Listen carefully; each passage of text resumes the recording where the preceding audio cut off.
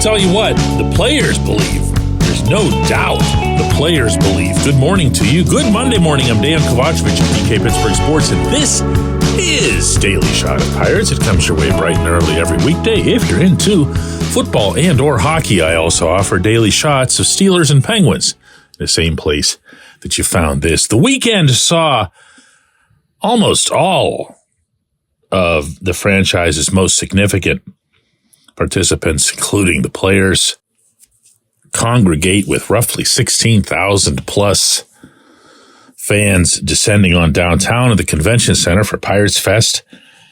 And if there was a theme to this one that was built upon nothing other than what the players spoke, it would be one of legitimate optimism. One point that I want to stress here, above and beyond all others, is that when you hear the players associated with the Pirates saying, we're going to be really good, we're going to contend, we're going to be right up there competing for the National League Central title, they're not in on the PR. Okay? You got to trust me on that. It's very, very different when the players say it and when, let's say, Derek Shelton or Ben Cherington or obviously Bob Nutting, or for that matter, even the broadcasters who are team employed say it. This is coming from field level. This is coming from people who have nothing at all in their contracts that stipulate, gotta be happy, gotta say the right stuff.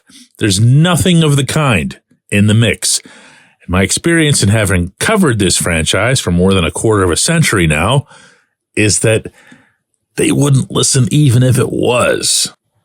So when, for example, Mitch Keller, the only starting pitcher in the rotation, says this at Pirates Fest.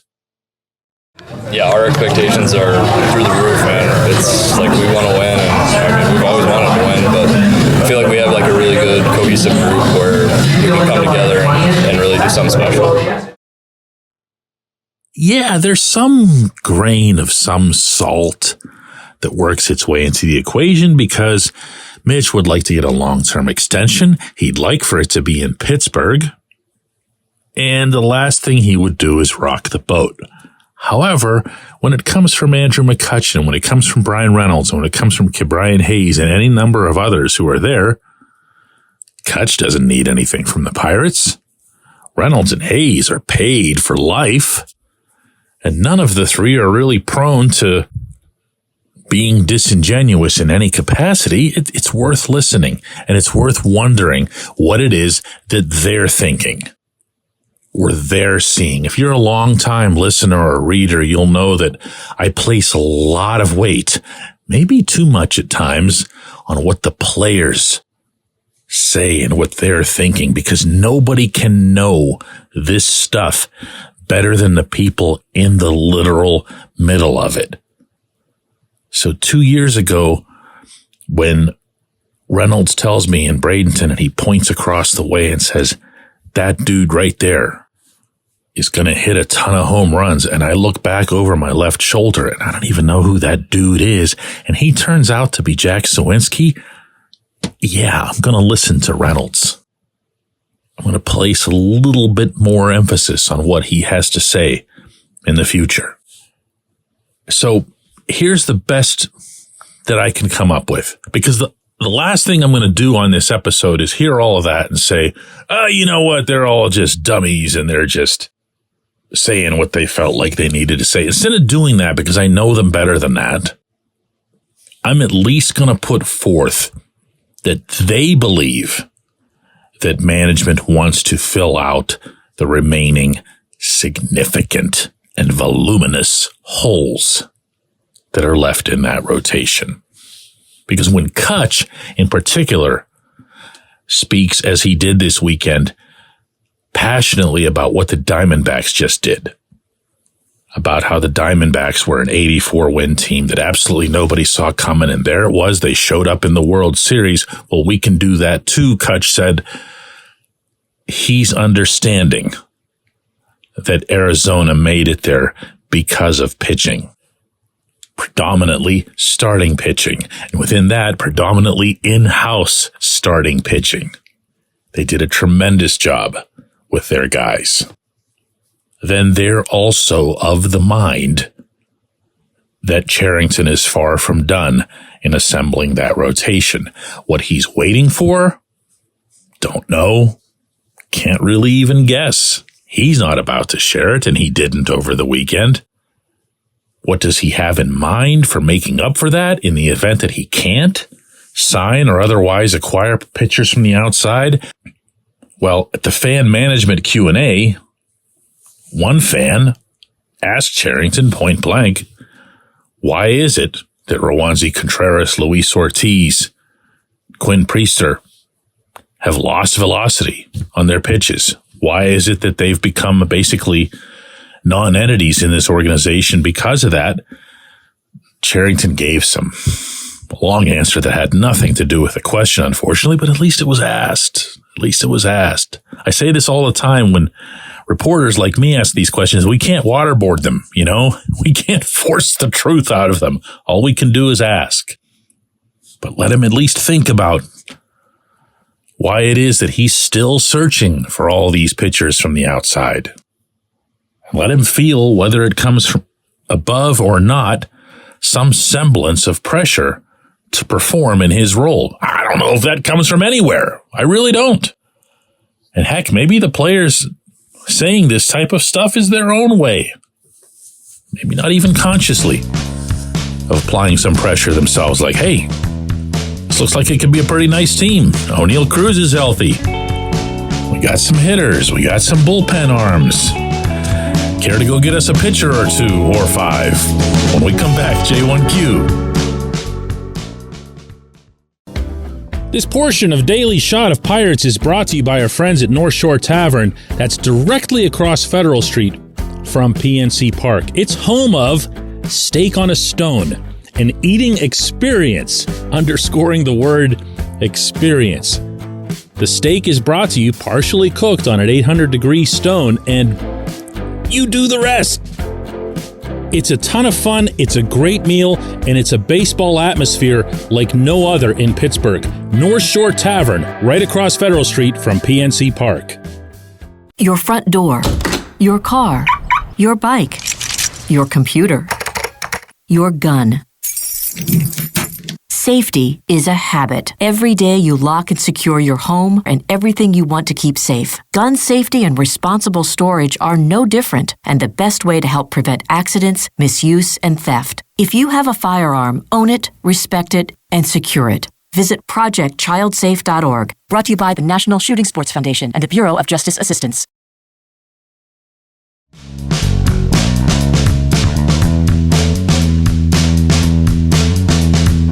Today's J1Q comes from Steven, who says, with a healthy O'Neal Cruz and Leover Peguero's pop, could the Buccos get 50 to 60 dingers out of their middle infield? Not many teams can say that. Yo, man. Let's see. Cruz has to come back and be fully healthy. And according to Cruz over the weekend, he is exactly that. He was semi-joking in suggesting that a couple of slides that he's been able to execute in some recent baseball endeavors have him feeling better than ever about his rehab and about his ability to rebound all the way.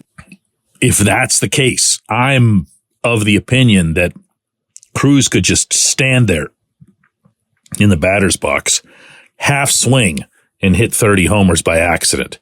He has power unlike anything I've witnessed with my own eyes, meaning natural power, meaning the ability to just put the bat on the ball and there it goes. So let's set Cruz aside here and just qualify him as a health issue. If he's good to go, he's really good. Peguero's different. Peguero, I feel like I still need to see a lot more of him. Do you know what I mean? Are you kind of the same way?